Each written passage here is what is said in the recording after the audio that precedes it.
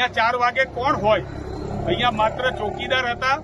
દુઃખદ બાબત એ છે કે ચોકીદારના ધર્મપત્ની ઉપર હુમલો થયો છે, ચોકીદારના દીકરા ઉપર હુમલો થયો છે, એ પણ હિન્દુ હતા.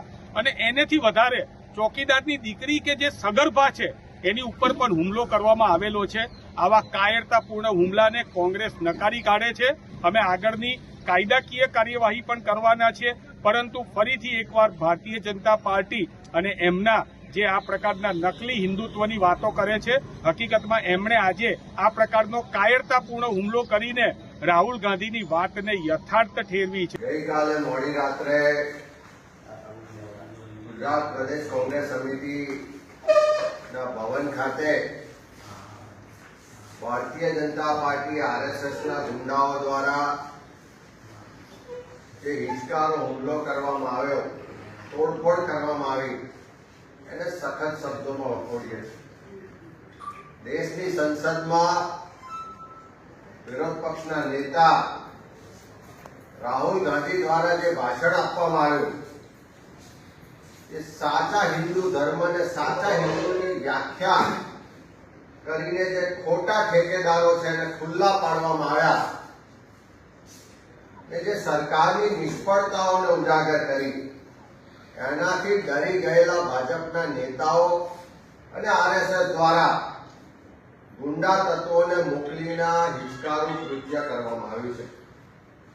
આ ભારત દેશ વિવિધ જાતિ, ધર્મ, ભાષા, પ્રાંતનો બનેલો દેશ, અને એમાં જે હિન્દુ ધર્મ છે, હિન્દુ સંસ્કૃતિ છે, આ દેશની સંસ્કૃતિ છે, એની વાત કરીને રાહુલજીએ ભગવાન શિવના ઉદાહરણ સાથે ખૂબ સાચી વાત કરી કે કોઈ પણ ધર્મ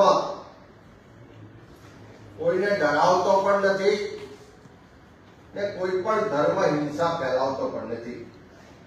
હિન્દુ હોય, મુસ્લિમ હોય, શીખ હોય, ઈસાઈ હોય, બુદ્ધ ધર્મ હોય કે ભગવાન મહાવીર હોય, આ તમામ લોકોએ અને તમામ સંસ્કૃતિએ, હિન્દુ ધર્મએ શાંતિ, પ્રેમ, ભાઈચારા, દયા નો આપણને પાઠ ભણાયો છે અને એ મુજબ જ આ દેશ ચાલ્યો છે.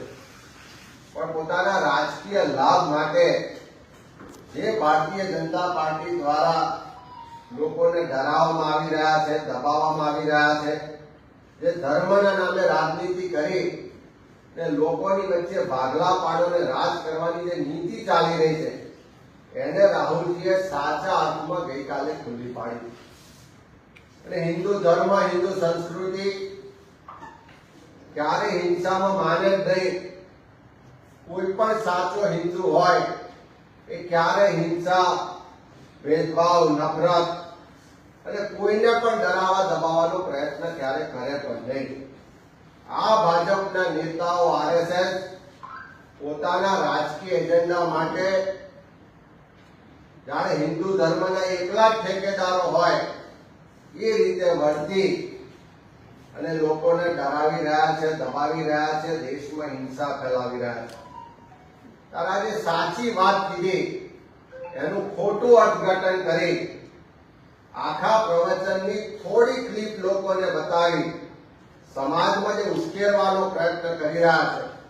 પણ રાહુલજીનું ભાષણ આ ખોટા હિન્દુ ધર્મના ઠેકેદારો, એ ભાજપ આરએસએસના નેતાઓ જે પોતાના રાજકીય લાભ માટે ધર્મનો ઉપયોગ કરે છે, એમને ખુલ્લા પાડી દીધા અને એના કારણે ડરી જઈ અને કોંગ્રેસ ભવન પર હુમલો કર્યો.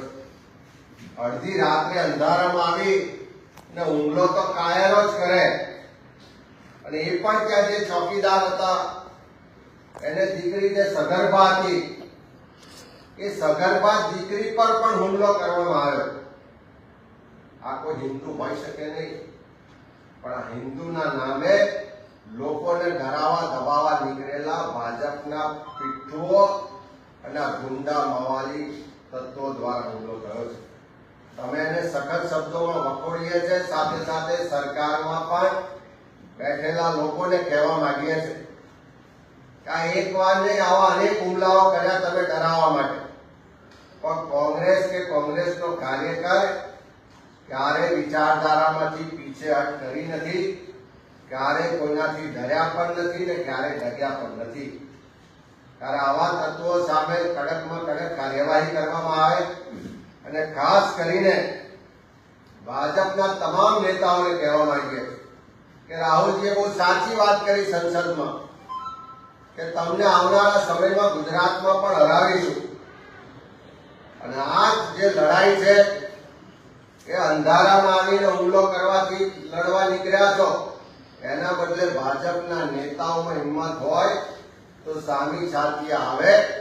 અમે લડવા માટે તૈયાર છે. ગુજરાતના લોકોના ન્યાય માટે, અધિકાર માટે અમારી પાસે જે લડાઈના શસ્ત્રો છે, સંવિધાન, સત્ય અને અહિંસા, એનાથી આ લડાઈ લડીશું. લડવામાં ક્યારેય પીછેહટ પણ નહીં થાય, ક્યારેય ડરાવી કે દબાવી પણ નહીં શકો. અને આવનારા સમયમાં 100% તમને ગુજરાતમાં હરાવીશું.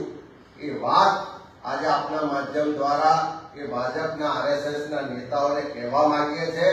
અને આ કૃત્યને સખત શબ્દોમાં વખોડી અને સરકાર આવા ગુંડા મવાલી તત્વોને પ્રોત્સાહન આપવાનું બંધ કરે અને સાચા અર્થમાં સરકાર જો લોકોનું હિત જોતી હોય તો આવા ગુંડા મવાલી તત્વો સામે કડકમાં કડક કાર્યવાહી કરે એવી માંગણી કરી છે.